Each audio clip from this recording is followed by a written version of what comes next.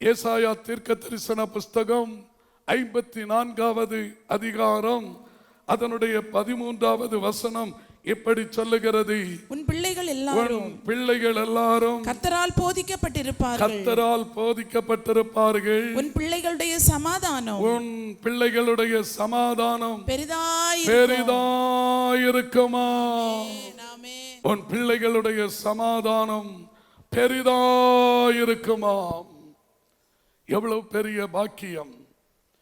இன்றைக்கு உங்களுடைய பிள்ளைகள் கர்த்தரால் போதிக்கப்பட முடியாம எங்கேயோ ஊர் சுற்றி கொண்டிருக்கிறார்களா, அல்லது எங்கே ஒரு இடத்துல முடங்கி போய்க்கிறார்களா, அல்லது தூர இடத்திலே வேலை பார்த்து அவர்கள் காணப்படுகிறார்களா? ஆண்டவர் சொல்லுகிறார், உன் சந்ததியின் சமாதானம் பெரிதாயிருக்கும்.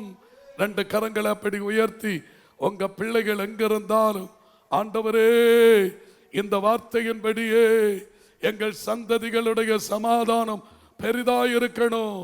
இந்த நாட்களிலே நான் அனுபவிக்கிற சந்தோஷம் எனக்கு போதுமானதாக இருக்கும். ஆனால் இனி வருகிற காலங்கள் மகா வேதனையான காலங்கள். ஆகவே என் சந்ததிகளுக்கு எனக்கு இருக்கிற சமாதானம் போதாது. என் சந்ததிகளுடைய சமாதானம் பெரிதாய் விளங்கும்படியாய் பெரிய சமாதானத்தை கட்டளையிடுவீராக. நான் மட்டும் உங்களோடு போதித்துக் கொண்டிருக்கவில்லை, நீங்கள் உங்கள் பிள்ளைகளுக்காக பிரார்த்தனை செய்து கொண்டிருக்கிறீர்கள். உங்கள் சந்ததிகளுக்காக நீங்கள் வேண்டுதல் செய்து கொண்டிருக்கிறீர்கள். ஏசாயா தீர்க்கதரிசன புஸ்தகம் 66வது அதிகாரம் அதனுடைய 12வது வசனத்தை ஒருவர் எனக்காக வாசித்து உதவுங்கள். கர்த்தர் சொல்லுகிறது என்னவென்றால், இதோ நான் சமாதானத்தை ஒரு நதியை போல கரங்களை உயர்த்தி கர்த்தருக்கு ஸ்தோத்திரம் சொல்லுங்கள். ஆண்டவர் உங்களுக்கு தருகிற சமாதானம் எப்படி இருக்குமாம்? ஒரு நதி போல இருக்குமா? உங்களுக்குள்ளே சமாதானம் வந்தால் உங்களுடைய வாழ்க்கை ஒரு நதி போல மாறிவிடும். ஒரு நதி போகிற இடங்களில் எல்லாம் பிராணிகள் ஆரோக்கியப்பட்டு பிழைக்கும். நதியின் அக்கறையிலும் இக்கரையிலும் வெளிப்படுத்தின விசேஷத்தில் நான் வாசிக்கிறது போல ஜீவ விருட்சங்கள் வளரும். அதன் கனிகள், அதன் இலைகள் நமக்கு ஔஷதமாக மாறும். உங்க வாழ்க்கையில சமாதானம் என்ற நதி வருமானால் உங்களுடைய குடும்பம் தழைக்கும். ஏன் உங்க குடும்பம் தழைக்கவில்லை? ஏன் உங்கள் குடும்பத்திலே பிரச்சனை? எதனால் உங்க குடும்பத்திலே பிரிவினை? எதனால் உங்க பிள்ளைகளுடைய வாழ்க்கையிலே போராட்டம்? அந்த சமாதான நதி இதுவரை உங்களுக்குள்ளே வராததுதான் காரணம். ஆண்டவரே, இந்த நாளிலாகிலும் என் சமாதானத்துக்கு ஏற்றதை கர்த்தர் போதித்துக் கொண்டிருக்கிறீர். இன்றைக்கு என் வாழ்க்கையிலே சமாதான நதி வர வேண்டும். உங்களுக்கு எச்சரிப்பான வார்த்தைகளை கர்த்தர் கொடுக்கிறார். உங்களுக்கு கொடுக்கப்பட்ட இந்த நாட்கள் விலையேறப்பட்ட நாட்கள். தேவன் இந்த திடல் தேசத்திற்கு தேவனே தம்முடைய தயவுள்ள சித்தத்தின்படி இந்த தேசத்து மக்கள் ஆசீர்வதிக்கப்பட வேண்டும் என்று அவரே இந்த வாய்ப்பை ஏற்படுத்தினார். ஏதோ நான் உங்களை உற்சாகப்படுத்த சொல்லுகிறேன் என்று நினைக்கிறீர்களா? அப்படி அல்லவென்று சொல்லுகிறேன். யோவான் சுவிசேஷம் 7வது அதிகாரம் அதனுடைய 37வது வசனத்தை வாசித்து பாருங்கள். பண்டிகையின் பிரதான நாளிலே இயேசு நின்று சத்தமிட்டு ஒருவன் தாகமாயிருந்தால் சத்தமிட்டார். கர்த்தருடைய சத்தம் வல்லமையுடையது. திடல் தேசமே, அதை சுற்றி இருக்கிற ரத்தினபுரமே, தெல்லாந்தியே, கடுக்கரையே, இந்த திடல் தேசத்தை சுற்றி இருக்கிற ஒவ்வொரு பகுதியை பார்த்து பண்டிகையின் பிரதான நாளிலே மால்ட்டுபுரம் திருச்சபையின் வளாகத்திலே நின்று கர்த்தர் சத்தமிடுகிறார். சத்தமிட்டு ஒருவன் தாகமாயிருந்தால் என்னிடத்தில் வந்து பானம் பண்ண கடவன். ஆண்டவர் சொல்லுகிறார், ஒருவன் தாகமாயிருந்தால் என்னண்டையிலே வர கடவன்.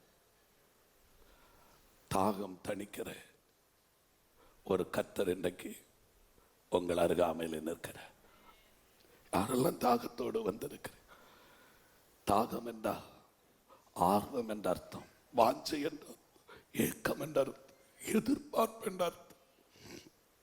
ஏதோ ஒரு எதிர்பார்ப்போடு வந்திருக்கிறீர்கள்.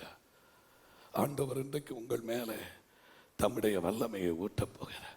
இந்த வசனத்தை பாருங்கள். அடுத்து ஆண்டவர் என்ன சொல்லுகிறார் என்று கேட்போம். என்னிடத்தில் விசுவாசமாயிருக்கிறவன் என்னிடத்தில் விசுவாசம் உள்ளவனாய் இருக்கிறவன் எவனோ அவன் உள்ளத்தில் இருந்து, அவன் யாராய் இருக்கலாம், அவன் கிறிஸ்தவனாய்த்தான் இருக்க வேண்டும், இஸ்லாமியனாய்த்தான் இருக்க வேண்டும், இந்துவாய்த்தான் இருக்க வேண்டும், புத்தனாய்த்தான் இருக்க வேண்டும் என்றில்லை.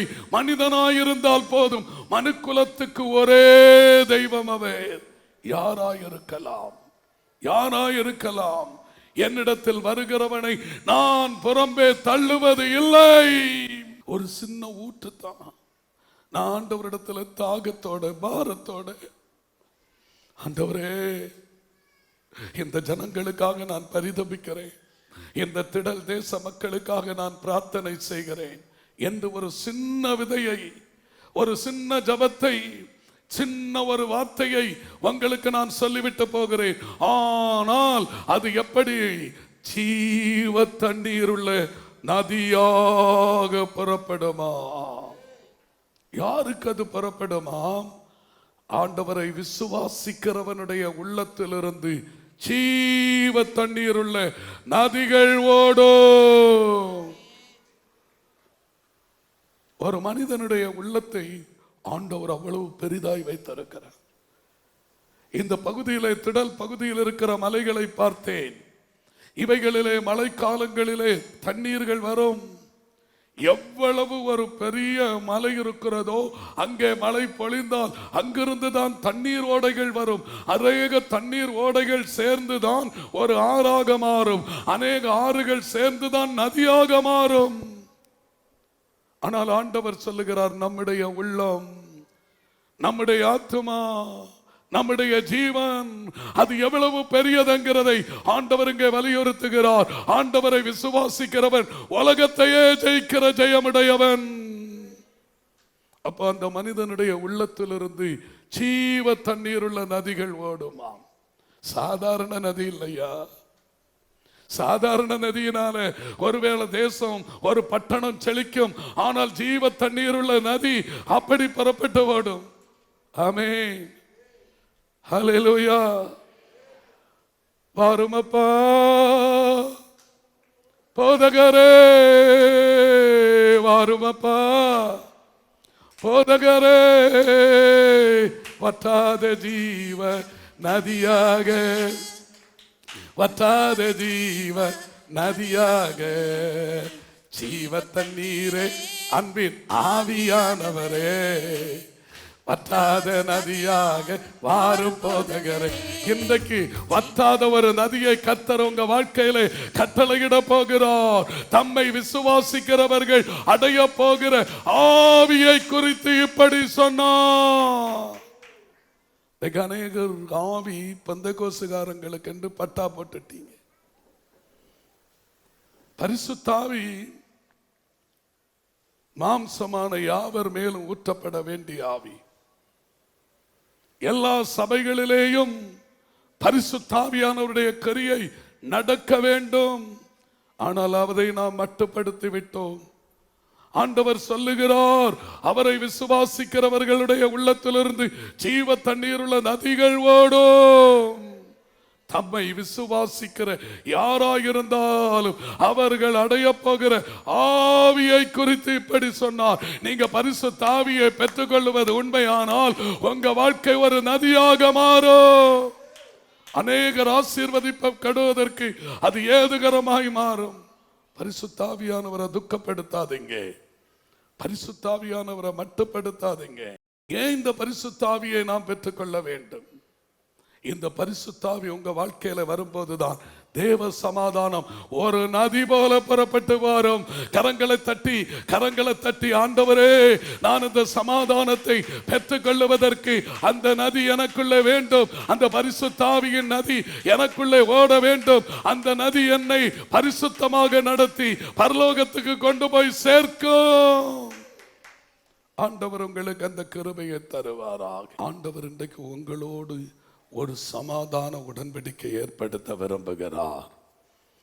இந்த சமாதானம் என்று நாம கேட்கிறோமே, இது சாதாரணமானதல்ல பிள்ளைகளே. இந்த சமாதானத்தை ஒரு மனிதன் எத்தனை ஆயிரம் மில்லியன் கோடி கொடுத்தாலும் அதை பெற்றுக்கொள்ள முடியாது. ஏனென்றால் அந்த சமாதானம் அவ்வளவு விலையேற பெற்ற சமாதானம். அதை சாதாரணமாக யாரும் வாங்க முடியாது. இன்றைக்கு உலகம் அனைத்தையும் விதவிதமான வியாதியினாலே, விதவிதமான வேதனையினாலே, பலவிதமான சோதனையினாலே சாத்தான் மக்களுடைய மனதை மயக்கி சமாதானம் இழந்து மக்கள் காணப்படுகிறார்கள்.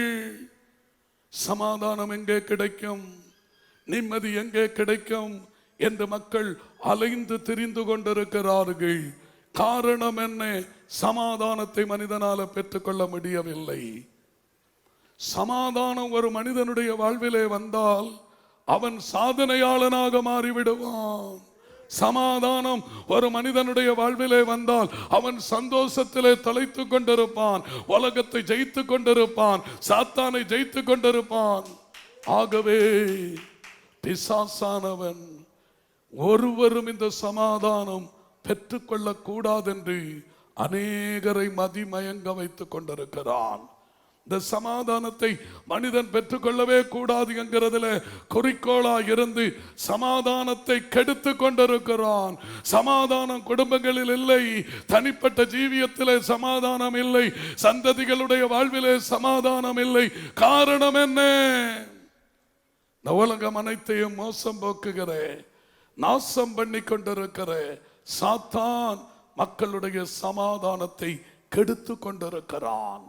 ஆனால் ஆண்டவரோ அந்த சமாதானத்தை கொடுக்கிறதற்கு அவர் கொடுத்த கிரயம் என்ன தெரியுமா? சிலுவையில் சிந்தின இரத்தத்தினாலே சமாதானத்தை உண்டாக்கினாராம். சாதாரணமாக சமாதானத்தை சம்பாதிக்கல, அவர் நமக்காக சமாதானத்தை தரும் ஆக்கினை அவர் மேல் வந்ததா. நீங்களும் நானும் சமாதானம் அடைகிறதற்கு அவர் அனுபவித்தது கொடிய ஆக்கினை. ஆக்கினை என்றால் உங்களுக்கு என்ன என்று தெரியுமா? பாதாளத்தில், நரகத்தில் ஒரு மனிதன் தள்ளப்படுவதைத்தான் ஆக்கினை என்று சொல்லுவார்கள். ஆக்கினை சாதாரணமானதல்ல. மனிதனுக்கு சமாதானம் வர வேண்டும் என்று ஆண்டவராகிய இயேசு கிறிஸ்து ஆக்கினை அடைந்தாரா? அதை சிந்தித்து பார்த்தா, நீங்க அதை உணர்ந்து பார்த்தா, கல்வாரியிலே கர்த்தர் அடைந்த ஆக்கினை, ஆக்கினை அப்படி என்று சொல்லுவதை நான் சுருக்கமாக சொல்ல, கவனமாய் நீங்க கேளுங்க. ஒரு மனிதன் 100 வருடம் இந்த பூமியிலே வேதனையோடு வாழ்ந்து கொண்டிருந்தாலும் அந்த ஒட்டுமொத்த வேதனையும் ஆக்கினை என்ற அந்த பாதாள நரகத்திலே 1 நிமிட வேதனைக்கு சமம். நான் சொன்னது எத்தனை பேருக்கு புரிந்தது? எத்தனை பேர் கவனிக்கிறீங்க? எத்தனை பேர் அதை கவனிக்கிறீங்க? கர்த்தருக்கு ஸ்தோத்திரம். 100 வருடம் ஒரு மனிதன் இந்த பூமியிலே வியாதியிலே, துன்பத்திலே வாழ்நாளெல்லாம் லாசருவை போல பருக்கள் பிடித்து நாய்களை, அந்த வாதையே வந்து நக்குகிற அனுபவமாயிருந்தாலும் பாதாள நரகத்திலே அனுபவிக்கிற 1 நிமிட வேதனைக்கு அது இணை அல்லவா? அப்போ அந்த ஆக்கினை தீ, அந்த தீ, அந்த பாதாள நரகத்திலே இருக்கிற அந்த தீ அவ்வளவு கொடிய வேதனையுடையதாம். அதனுடைய பேர் தான் ஆக்கினை. வேதம் சொல்லுகிறது, ஏசாயா தீர்க்க தரிசன புஸ்தகம் 53ஆம் அதிகாரம் 5ஆம் வசனம் இப்படி சொல்லுகிறது, சமக்கு சமாதானத்தை உண்டு பண்ணும் ஆக்கினை அவர் மேல் வந்தது. ஆக்கினை என்றால் என்ன என்று சொன்னேன்? தீ என்ற அர்த்தம். இயேசு கிறிஸ்து கல்வாரி சிலுவையிலே 13 விதமான பலிகளை செலுத்தினார். ஏக பலி, குற்ற நிவாரண பலி, கிருபாதார பலி, போஜன பலி, சர்வாங்க தகன பலி, பானபலி, இப்படி 13 பலிகளை ஒரே தரம் ஒட்டுமொத்த பிரச்சனைக்கும் மனிதன் செலுத்த வேண்டிய அத்தனை பலியையும் ஒரே தரம் சிலுவையிலே அவர் செலுத்தினதுதான் சர்வ அங்க தகன பலி. உங்க போதகரிடத்தில் கேளுங்க, சர்வம் அங்கம் என்றால் தலை முதல் பாதம் வரை இருக்கிற அவயவங்கள் அங்கம், சர்வ அங்கம். தகனம் அப்படி என்றால் எரித்தல், எரித்தல், தகனித்தல், தகனித்தல் அப்படி என்றால் எரிக்கிற எரிக்கிற அந்த அனுபவம். ஆண்டவராகிய இயேசு கிறிஸ்து கல்வாரியிலே இரத்தத்தை மட்டும் சிந்தவில்லை, சரீரத்தை போஜனமாகிய அந்த சரீரத்தை மட்டும் நமக்காக கிழிக்க ஒப்பு கொடுக்கவில்லை. அவருடைய சரீரத்திலிருந்து இரத்தமும் வெள்ளமும் இரத்தமும் தண்ணீரும் பான பலியாக வந்தது. அதை மட்டும் அவர் கொடுக்கவில்லை, சர்வ அங்கத்தையோ நான் பெற வேண்டிய ஒரு ஸ்நானம் உண்டு என்று சொன்னார். அது அக்கினி. அந்த அக்கினி அந்த தகனத்தை நமக்காக கொடுத்து சம்பாதித்ததுதான் சமாதானம். ஏன் நீங்களும் நானும் பாதாளம் நரகம் போகாமல் இருக்க ஆண்டவர் உங்களுக்கு அந்த சமாதானத்தை தந்து உங்களை பாதாள வல்லடிக்கு தப்புவிப்பதற்காகவே அந்த தகன பலியேற்றார். புரிந்ததா? சமாதானம் சாதாரணமாக வருகிறதல்ல, நீங்க வாங்க முடியாது. எந்த ஒரு மனிதனுடைய இரத்தமும், எந்த ஒரு மிருகத்தினுடைய இரத்தமும், எந்த ஒரு இரத்தபான பலியும் கொடுத்து சமாதானத்தை வாங்கவே முடியாது. சமாதானம் என்ற ஒன்றை சமாதான பிரபுவாகிய இயேசு கிறிஸ்து ஒருவரால் மட்டுமே உங்களுக்கு கொடுக்க முடியும். திடல் தேசமே, இன்றைக்கு நீ திடப்பட வேண்டும், நீ இன்றைக்கு உறுதிப்பட வேண்டும். ஏது வரைக்கும் நீங்கள் ஆண்டவருடைய சத்தியத்தை அறியாமலும் உண்மையை உணராமலும் வேத ரகசியங்களை அறியாமல் உங்களுடைய கண்களை சாத்தான் குருடாக்காதபடிக்கு இன்றைக்கு ஆண்டவருடைய வேதத்தை நேசியுங்கள், உங்களுக்கு மிகுந்த சமாதானம் உண்டு. இன்றைக்கு ஆண்டவர் உங்களோடு சொல்லிக் கொண்டிருக்கிறார், அவர் சிலுவையில் சிந்தின அந்த ரத்தம் உங்களுக்கு சமாதானத்தை உண்டாக்கிட்டு, அந்த சமாதானம் அவர் ரத்தத்தை சொட்ட சொட்ட சம்பாதித்தது சமாதானம். அதனாலதான் பிசாசால உங்களுக்கு கர்த்தர் தருகிற சமாதானத்தை தொடவே முடியாமல் இருக்கிறது. நீங்கள் அந்த சமாதானத்தை உரிமையாக்கி கொள்ள வேண்டுமானால் இயேசு கிறிஸ்துவின் ரத்தத்தாலே ஜெயிக்க வேண்டும். ஆமென், அல்லேலூயா. இன்றைக்கு அந்த சமாதானம் இயேசு கிறிஸ்துவின் ரத்தத்தினாலே உங்களுக்கு உண்டாவதாக. ஆண்டவருடைய ஜனமே, கர்த்தர் தம்முடைய உடன்படிக்கையை உங்களுக்கு உயிரான உடன்படிக்கையாக ஏற்படுத்தி உங்க உயிரோடு கலக்க விரும்புகிறார். சமாதானத்தின் உடன்படிக்கை நிலை பெயராமல் இருக்கணும். அது மனதுருகி உங்களுக்கு தர வேண்டுமானால் அவருடைய சரீரமும் அவருடைய இரத்தமும் உங்களுக்குள்ளே இருக்க வேண்டும். அவருடைய சரீரத்தை யாரு புசிக்கணும், எப்படி புசிக்கணும், எப்படி பாதம் கழுவணும், எதுவுமே நமக்கு இப்ப தெரியறதில்லை. காரணம், சத்தியம் இடறிக் கொண்டிருக்கிறது. சத்தியத்தை அநியாயத்தினால அடக்கி வைத்துக் கொண்டிருக்கிறாங்க. என்னுடைய கண்ணீர், என் ஜனம், என் சிஎஸ்ஐ ஜனம், நான் பிறந்து வளர்ந்து என்னை ஆளாக்கின 25 வயது வரைக்கும் அந்த சபையில எல்லா பொறுப்புகளிலும் ஈடுபட்ட நான், என்னை பவுலை போல கர்த்தர் சந்தித்தார். ஆண்டவரே, நான் என்ன செய்ய வேண்டும் என்று கேட்டேன். கர்த்தர் சொன்னார், எங்கும் இருக்கிற ஜனங்களுக்கு சத்தியத்தை சொல்லு. சத்தியத்தை அநியாயத்தினால் அடக்கி வைத்தால் தேவ கோபம் வரும். ஒட்டுமொத்த வசனமும் வார்த்தையாக உங்களுக்குள்ளே வல்லமையாக கிரியை செய்ய வேண்டுமானால் இயேசு கிறிஸ்துவின் ரத்தம் புதிய உடன்படிக்கையின் அடையாளமாயிருக்க வேண்டும். அதைத்தான் மத்தேயு சுவிசேஷம் 26வது அதிகாரம் 27, 28 ஆகிய வசனத்திலே வாசிக்கும் போது அங்கே சொல்லப்பட்டிருக்கும், புதிய உடன்படிக்கையின் அடையாளமாக என்னுடைய ரத்தத்தை தருகிறேன் என்று ஆண்டவர் சொன்னார்.